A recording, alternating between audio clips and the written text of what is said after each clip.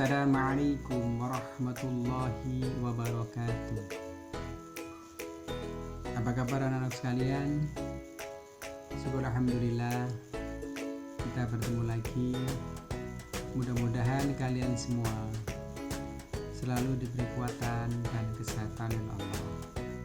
Pada kesempatan kali ini Ustaz mau menyampaikan pelajaran Al-Islam, yaitu materinya hadis. Sebelum pelajaran dimulai, kita buka dulu dengan bacaan basmalah bersama-sama. Bismillahirrahmanirrahim. Anak-anakku yang berbahagia, materi pertama adalah hadis tentang menjaga air kencing. Ustaz bacakan hadisnya, simak dan nanti dihafalkan. Bismillahirrahmanirrahim. An Anasin qala Rasulullah sallallahu alaihi wasallam, tanazzahu minal bauli fa inna amata adabil qabri min. Artinya, dari Anas radhiyallahu anhu, dia berkata, qala Rasulullah sallallahu alaihi wasallam, Rasulullah sallallahu alaihi wasallam bersabda, tanazzahu minal bauli, bersihkanlah diri dari air kencing. Fa inna amata, karena sesungguhnya kebanyakan, adabil qabri minhu, siksa kubur itu berasal dari tidak bersihnya air kencing. Anak-anakku yang berbahagia,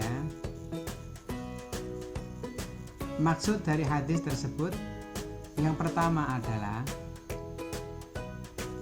air kencing manusia ini termasuk najis. Badan, pakaian, atau tempat yang terkena najis kencing harus dibersihkan. Penjelasan yang nomor 2, jika tidak dibersihkan akan menjadi penyebab siksa kubur. Berikutnya, Allah menyukai orang-orang yang bertaubat, dan Allah juga menyukai orang-orang yang mensucikan diri. Oleh karena itu, anak-anakku, perhatikan ketika kalian buang air kecil, harus benar-benar bersih. Jangan sampai ada percikan air kencing, sehingga etika kencing itu harus dengan duduk supaya tidak percikannya terlalu jauh kemana-mana. Berikutnya anakku, tata cara membersihkan air kencing. Yang pertama, air kencingnya bayi. Bagaimana caranya? Kalau bayinya laki-laki, itu cukup diperciki air.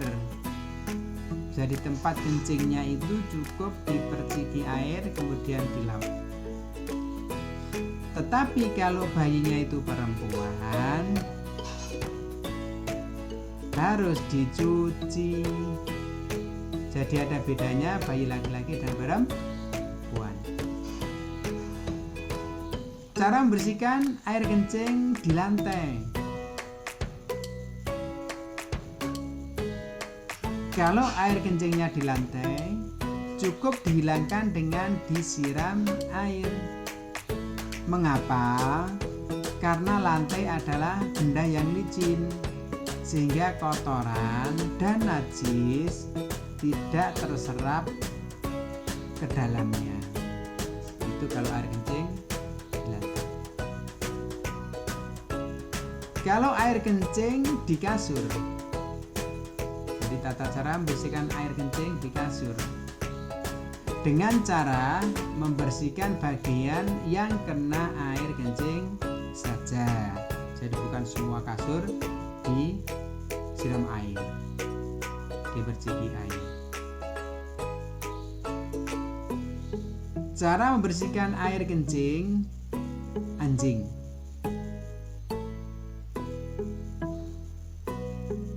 Air kencing hewan yang diharamkan adalah harus dihilangkan dengan menyiramkan menggunakan air sebanyak 7 kali, dan yang 1 kali menggunakan tanah atau debu. Itu baru suci. Makanya harus hati-hati ketika ada anjing yang berkeliaran di sekitar kalian.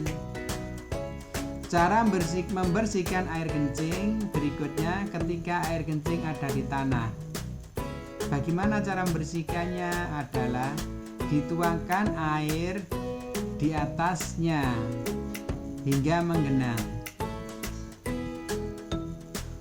Maka sucilah tanah itu walaupun tak terserap ke dalamnya, baik tanah itu tanah yang keras maupun tanah yang gembur.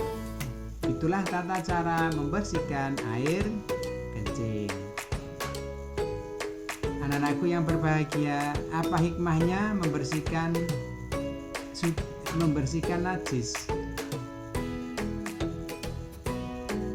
Hikmahnya yang pertama, bersuci merupakan bentuk pengakuan Islam terhadap fitrah manusia.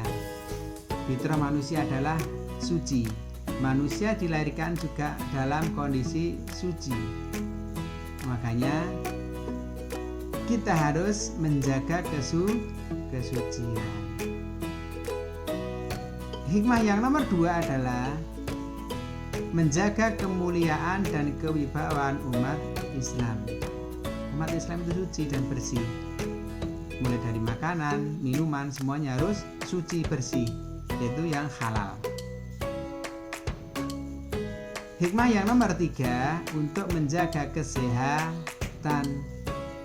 Karena orang yang selalu menjaga kebersihan insya Allah akan selalu diberi kesehatan. Karena kotor itu adalah tempatnya kuman atau bakteri. Apalagi di masa pandemi seperti ini harus rajin-rajin untuk menjaga kebersihan. Hikmah yang nomor 4, menyiapkan diri dengan kondisi terbaik saat menghadap Allah Subhanahu wa Ta'ala. Di saat mau sholat, mau berdoa, mau berzikir, kondisi diri harus suci. Anak-anakku yang berbahagia, hadis yang nomor 2 adalah hadis larangan menyerupai lawan jenis. Ustaz bacakan hadisnya, perhatikan dan disimak dengan baik. La'ana Rasulullahi ar-rajulu yalbasu libsatal mar'ati wal mar'atu talbasu libsatal rajuli.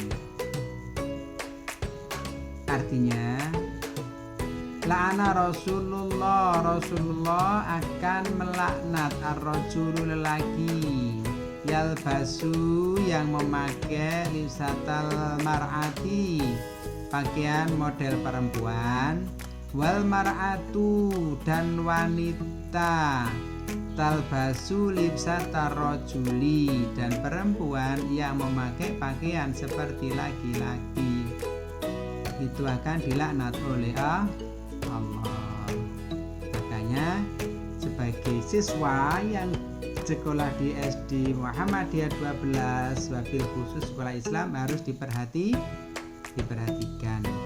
cara berpakaian yang laki-laki maupun yang perempuan. Berpakaianlah yang sopan. Makna dari hadis tersebut, yang pertama, kaum lelaki tidak dibolehkan menyerupai perempuan, berpakaian dan berhias yang menjadi kekhususan perempuan. Begitu sebaliknya. Berikutnya, dilarang keras terhadap tindakan tasabuh. Apa sih tasabuh itu? Menyerupai dalam segala hal, seperti pakaiannya, gayanya, dan yang serupa. Itu tidak dibolehkan. Penjelasan tentang tasabuh.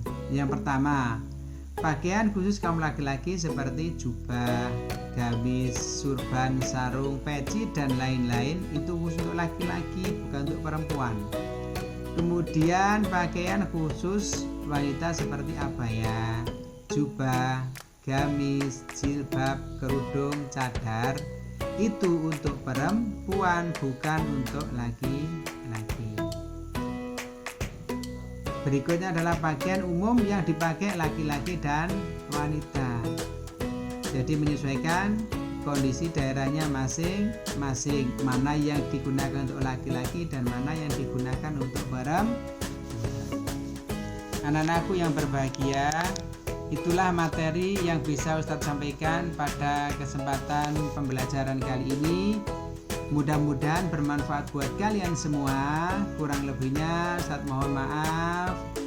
Kita tutup dengan bacaan hamdalah bersama-sama. Alhamdulillahi rabbil alamin. Wassalamualaikum warahmatullahi wabarakatuh.